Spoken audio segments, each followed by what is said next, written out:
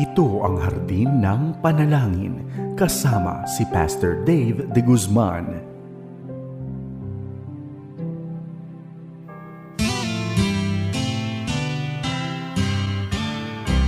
May harding mapananalanginan, doon si Jesus naghihintay. O kay inam ng panalangin ang hardin, doon kay gandang manalangin. Tayong natulog sa luklukan ng Diyos sa hardin ng pananalangin. Magandang umaga sa iyo, kaibigan. Kamusta ka na? Naway nasa mabuti kang kalagayan, maging ang iyong pamilya. Sa araw nito, tayo ay makararanas ng napakaraming pagpapala at kabilang rito ay pagpapalang spiritual sapagkat muli tayo ay dudulog sa banal na salita ng Diyos. At alam mo, hindi tayo ligtas kung magpahintulot ang ating Panginoon Diyos ng ilang hamon o pagsubok sa ating buhay. Ngunit anuman ang ating nararanasan o nararamdaman sa mga sandaling ito, at kung hindi, halimbawa sa mga sandaling ito ay hindi maganda ang ating nararanasan, mamaya sa larangan naman ng pananalangin na ating gagawin ay maihahaing natin anuman ang ating damdamin. Higit sa lahat, mag-aalay tayo ng pasasalamat. Ngunit bago natin gawin, kaibigan, itong mga bagay na nabanggit ko, muli kapupulutan natin ng aral ang salita ng Diyos. Kaya talika, samahan mo ako rito sa ating programang Hardin ng Panalangin.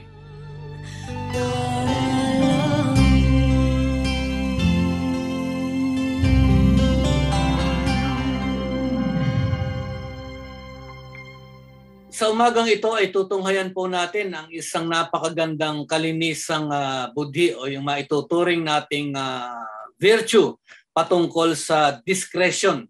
Ano ba ang kahalagahan ng ating pagpapasya sa ating buhay at paano ba tayo dapat nagpapasya sa mga bagay na dapat nating gawin? Kinakailangan, kaibigan, na tayo ay sumangguni sa ating Panginoon at tayo ay mapapaalalahanan sa talata na ating tutunghayan. Bago natin natunghayan ang ating pag-aaral sa umagang ito, tayo muna ay manalangin. Dakila naming Diyos, marami pong salamat at sa mga pagkakataong ito ay makadudulog kaming muli sa inyong banal na salita. Sa marami pong kapamaraanan o Panginoon, nais po namin na kayo po ay mangusap sa amin. Pagpalain mo kami, higit sa lahat, pagpapalang spiritual. At ngayon pa lamang, sa lahat po ng aming mararanasan at matatanggap, nag-aalay na kami ng aming pasasalamat sa pangalan ni Jesus. Amen.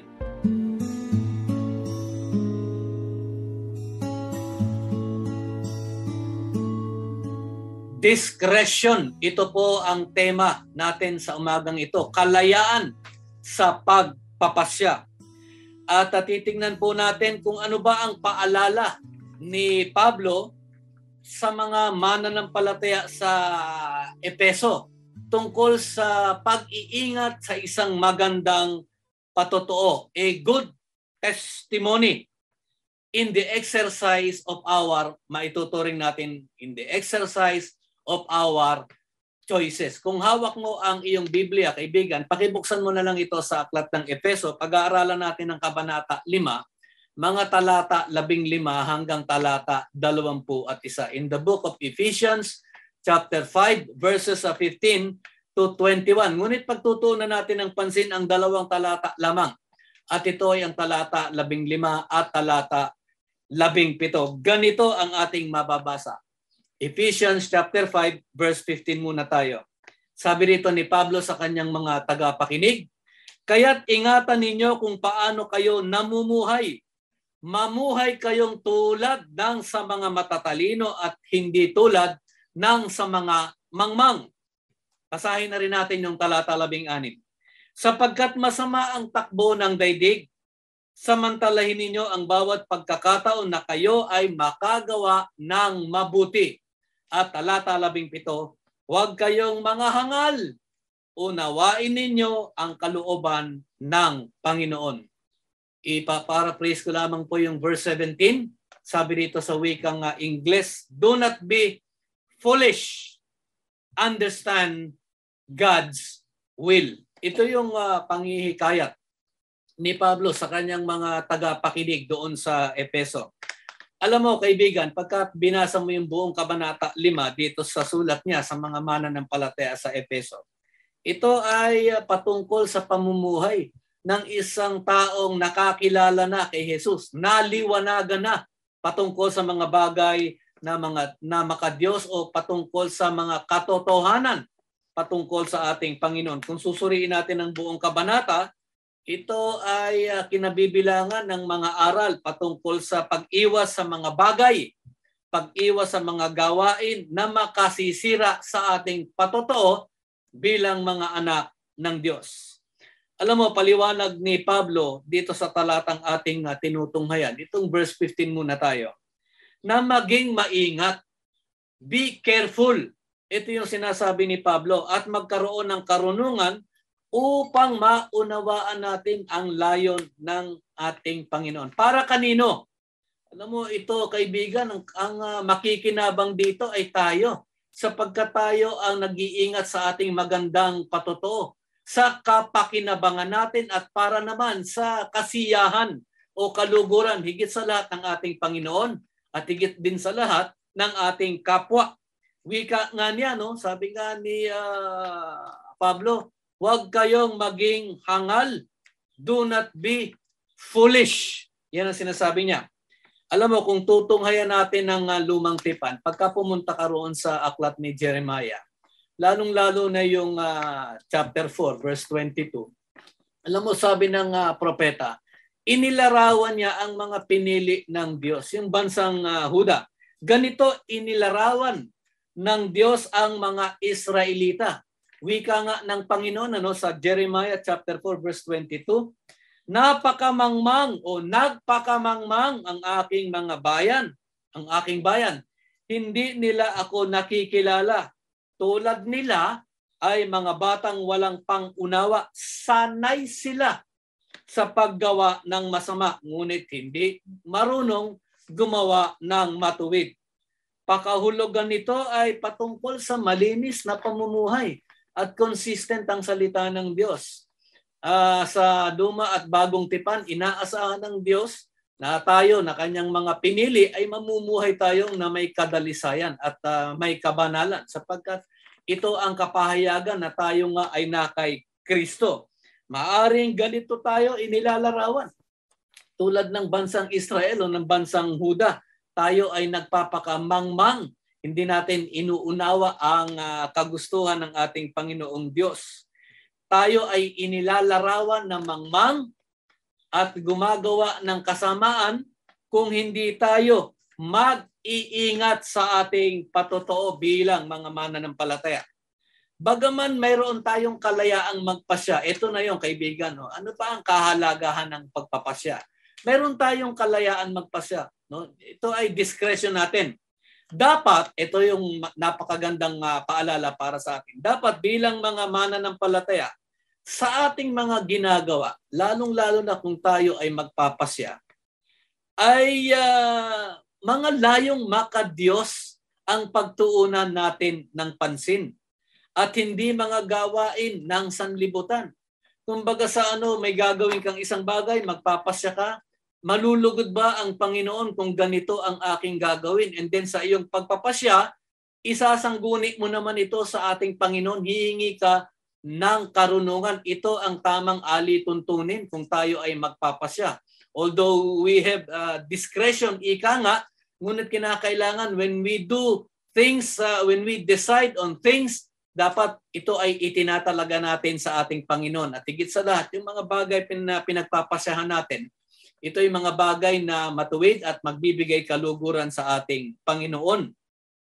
Dito nga sa 3 talata na ating binasa, sinama ko na po yung verse 16, ay may paliwanag na may kinalaman sa pangunawa. Dapat, understanding of God's will mula sa kanyang banal na salita.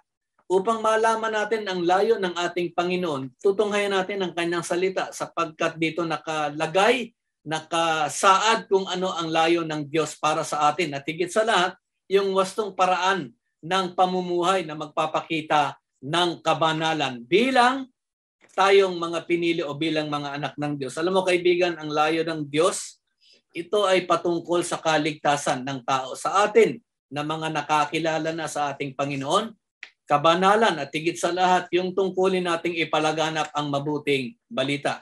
Ngunit layo ng Diyos para sa sanlibutan ay ang makakilala sa Kanya at makasumpong ng kaligtasan sa pamumuhay ng malinis.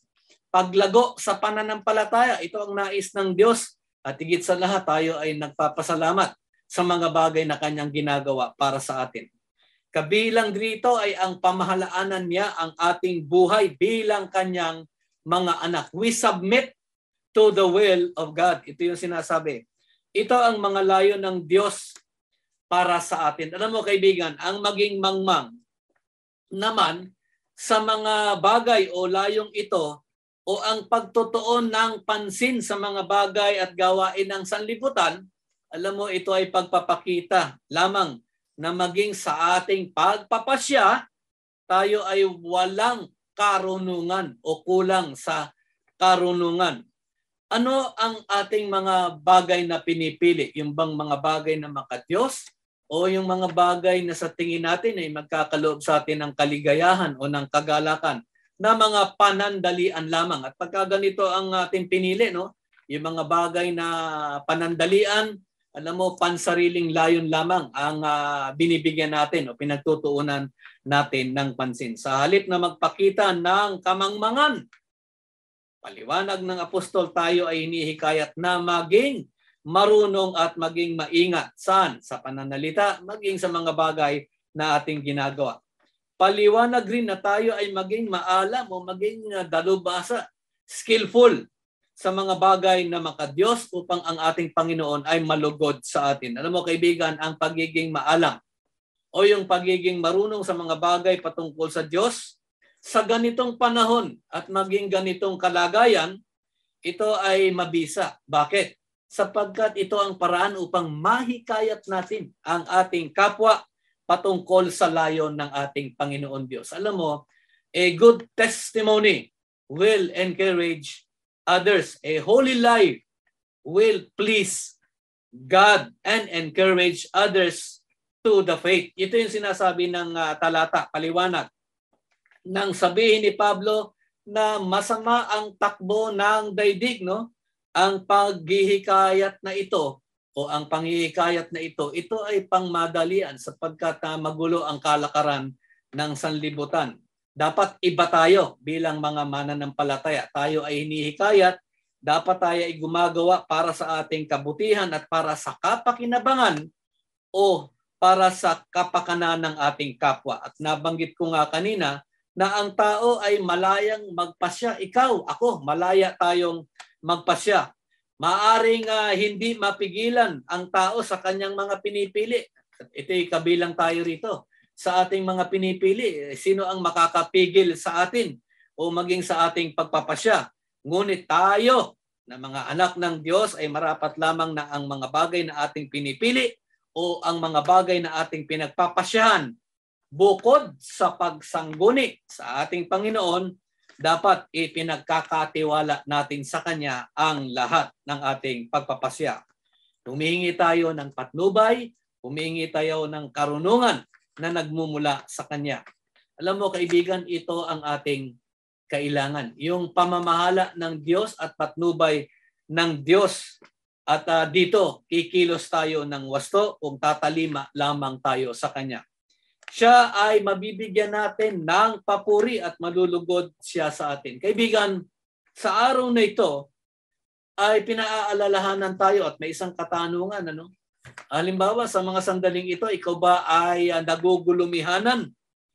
At halimbawa, sa iyong pagpapasya, hindi mo ba alam kung ano ang iyong gagawin?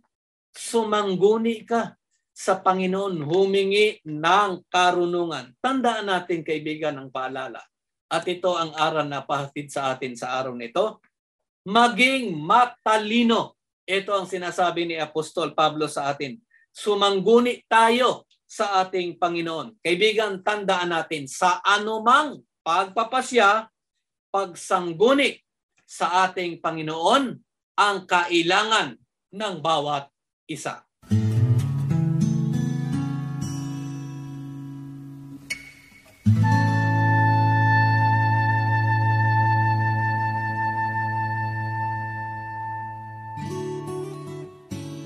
Palakasin at pagtibayin ang pagsasama ng pamilya sa tulong ng ating pinagbuklod na pagdulog sa ating mapagkalingang Diyos. Pinagpala po ang araw na ito para sa atin lahat. Samahan niyo po akong manalangin para sa ating mga pamilya. Ito po si Ruben Gadier ng Christ Commission Fellowship. Samahan niyo po akong manalangin para sa ating mga pamilya. Mapagpalang Diyos na nasa langit, kami po ay patuloy na nagsusumamo sa iyo. Humihiling, O Diyos, na patuloy mong ingatan ang aming buong pamilya. Patuloy mo, O Diyos, gamitin ang mga pamilyang ito na naniniwala at nananampalataya sa iyo, Panginoon. Sila na mayroong personal na relasyon sa iyo, O Diyos. Ang dalangin ko po, Panginoon, gamitin mo sila para maipahayag ang iyong mabuting plano at pakikipagrelasyon, Panginoon. Gamitin mo po ang bawat pamilya, Panginoon, na patuloy na manalangin para sa mga hindi pa nakakakilala sa iyo, Panginoon. Ikaw, O Diyos, ang patuloy na gagabay sa amin. Ikaw, O Diyos, ang patuloy na magbibigay sa amin ng daan, Panginoon, upang marating namin, mapuntahan namin, O Diyos, ang mga taong inihanda mo, Panginoon, upang tanggapin ka bilang Panginoon at tanging tagapagligtas. Sa mga pamilya, Lord, sa mga bahagi ng pamilya, Panginoon, na nakikinig dito, O Diyos, na wala pang relasyon sa iyo, Panginoon. Ang aming dalangin, O Diyos, buksan mo ang kanilang puso at isipan. Ihanda mo po ang puso nila, Panginoon, upang tanggapin kanila bilang Panginoon at tanging tagapagligtas sa pamamagitan po ng pakikinig, O Diyos, dito sa FEBC DCAS program, Panginoon. Ama, marami pong mga anak na naligaw.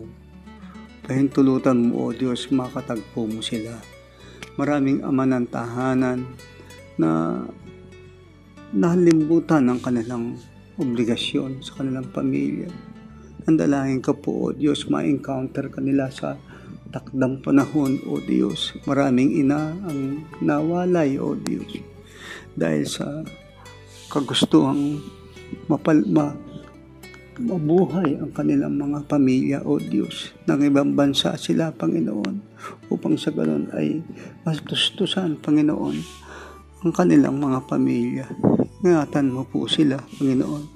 Patuloy ka, O Diyos, mag-iingat sa kanila, Panginoon. Ang bawat pamilya, Panginoon, patuloy mong buuin, O Diyos. Magkaroon ito ng gabay na patuloy na magbibigay daan para manatili sila sa iyo, Panginoon. Dalangin ko po, O Diyos, ang pagkakaisa ng bawat pamilya, O Diyos. Napatuloy kami, O Diyos, manalangin upang sa ganon, O Diyos, makabahagi sila sa pamilya ng Diyos. Bukas sila ng puso at isipan at tanggapin ang Panginoong Kristo bilang Panginoon. Panginoon, maraming anak ang lumaboy, nagpagala-gala sa kagustuhang makatulong sa kanilang pamilya. Panginoon, ingatan mo po sila. Huwag silang mapunta sa mga masasamang elemento, O Diyos. Pagkus, Panginoon, bumalik sila sa kanilang pamilya, Panginoon. Ingatan mo po sila, O Diyos. Ikaw po ang nakakaalam ng lahat ng bagay na ito. Alam mo po ang aming pinanalangin. Makapangyarihang Santong Espiritu, gabayan mo po ang bawat isa sa amin. Ingatan mo po ang bawat isa sa amin at patuloy mo kaming gamitin para sa iyong kaluwalhatian. Marami pong salamat at marami rin pong salamat sa FEBC, DCAS, mga staff, Lord God. Pakaingatan mo po sila, i-provide ang kanilang mga pangangailangan, give them favor, Lord God, at patuloy silang makapagsilbi ng merong katatagan, kapangyarihan, O Diyos, at patuloy na ikaw ang sinasamba at itinataas. Salamat po, Panginoon, sa mga kasama naming nananalangin. Pagpalain mo rin po sila. Ito po ang aming dalangin na mayroong pagtitiwala at pasasalamat sa pangalan ng iyong anak na si Jesus. Amen and amen.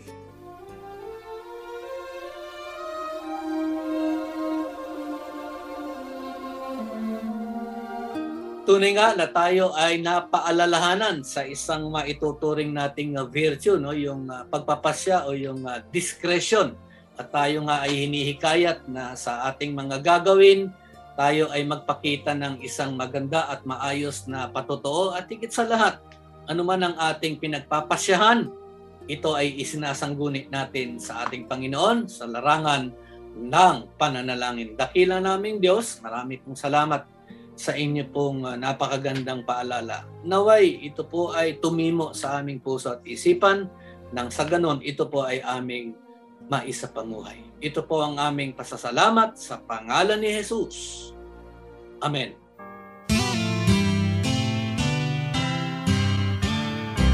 May harding mapanana.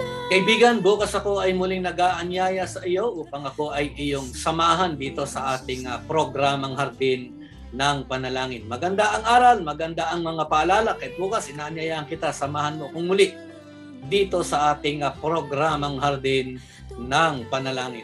Tandaan mo, huwag mong kalilimutan. Simulan mo ang araw sa panalangin puspos. Ito ay magtatapos. Pinupuri mo ang Panginoong Diyos. Ako po, si Pastor Dave de Guzman.